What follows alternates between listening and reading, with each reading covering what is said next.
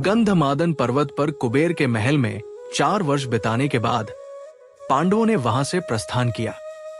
रास्ते में वे विभिन्न वनों में रुके, दुष्टों का दमन किया, ऋषियों और ब्राह्मणों के सत्संग से ज्ञान अर्जित किया और अंततः द्वैतवन में पहुंचे।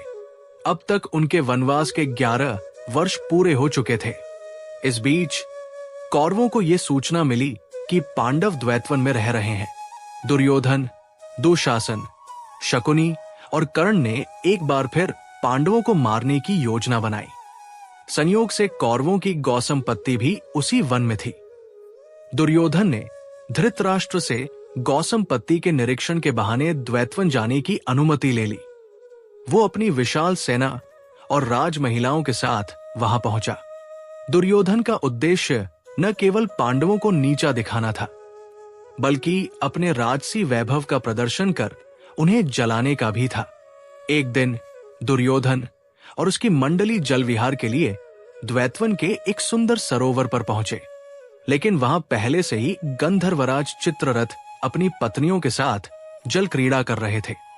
जब दुर्योधन ने सरोवर में उतरने की इच्छा जताई तो चित्ररथ के सेवकों ने उसे रोक दिया और कहा, इस समय गंधर्वराज जल विहार कर रहे हैं। उनके बाहर आने से पहले कोई और इस सरोवर में प्रवेश नहीं कर सकता। सेवकों की ये बात सुनकर दुर्योधन क्रोधित हो उठा और गरजते हुए बोला, तुम शायद जानते नहीं कि मैं कौन हूं। मैं हस्तिनापुर नरेश धृतराष्ट्र का पुत्र दुर्योधन हूं। ये सरोवर हमारे राज्य की सीमा में आता है। चित्ररथ को तुरंत बाहर आने का आदेश दो। दुर्योधन के इस अहंकार भरे आदेश को सुनकर चित्ररथ क्रोधित हो गए। उन्होंने तुरंत युद्ध की घोषणा कर दी। दोनों पक्षों के बीच घमासान युद्ध हुआ, लेकिन गंधर्वों की शक्ति के आगे दुर्योधन की सेना टिक न सकी। दुर्योधन के साथी और सैनिक जान बचाकर भाग खड़े हुए, जबकि चित्ररथ ने दुर्योधन और उसकी राज महिलाओं को बंदी बना लिया। दुर्योधन की सेना के कुछ बचे खुचे सैनिकों को जब कोई उपाय न सूझा तो वे पांडवों के पास पहुंचे और दुर्योधन व राज महिलाओं की मुक्ति के लिए विनती करने लगे। भीमसेन इस समाचार को सुनकर प्रसन्न हुए और युधिष्ठिर से बोले, भैया, दुर्योधन तो अपने वैभव का प्रदर्शन करने यहां आया था। अब गंधर्वों ने उसे उचित दंड दिया है। हमें उसे बचाने की कोई आवश्यकता नहीं।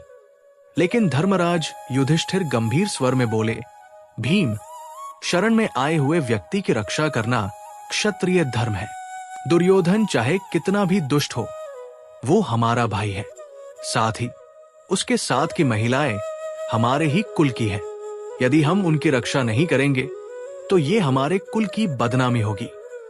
इसलिए उचित यही होगा कि तुम और अर्जुन जाकर उन्हें मुक्त कराओ। युधिष्ठिर की आज्ञा मानकर अर्जुन और भीम सरोवर के पास पहुंचे और चित्ररथ को युद्ध के लिए ललकारा। लेकिन चित्ररथ मुस्कुराते हुए बोले, हे पार्थ, मैं तो तुम्हारा सखा हूं।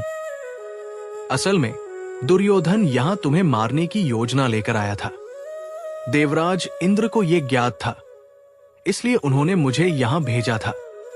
नीति कहती है कि ऐसे दुष्ट को क्षमा नहीं करना चाहिए, लेकिन यदि तुम उसे बचाना चाहते हो तो मैं इसे छोड़ देता हूं। इतना कहकर चित्ररथ ने दुर्योधन और राज महिलाओं को मुक्त कर दिया। जब दुर्योधन युधिष्ठिर के पास पहुंचा तो ग्लानि से भरा हुआ उसने युधिष्ठिर को प्रणाम किया और लज्जा से सिर झुकाए अपने नगर की ओर चल दिया। शिक्षा, ये कथा हमें सिखाती है कि घमंड और अहंकार व्यक्ति को पतन की ओर ले जाते हैं। दुर्योधन ने अपने अहंकार में गंधर्वराज से युद्ध किया, लेकिन हारकर अपमानित हुआ। वहीं पांडवों ने क्षत्रिय धर्म निभाते हुए अपने शत्रु को भी शरण में लेकर बचाया, जो उनकी महानता को दर्शाता है। अगर आपको यह कहानी पसंद आई हो तो वीडियो को लाइक करें, चैनल को सब्सक्राइब करें और अपनी राय नीचे कमेंट में जरूर दें।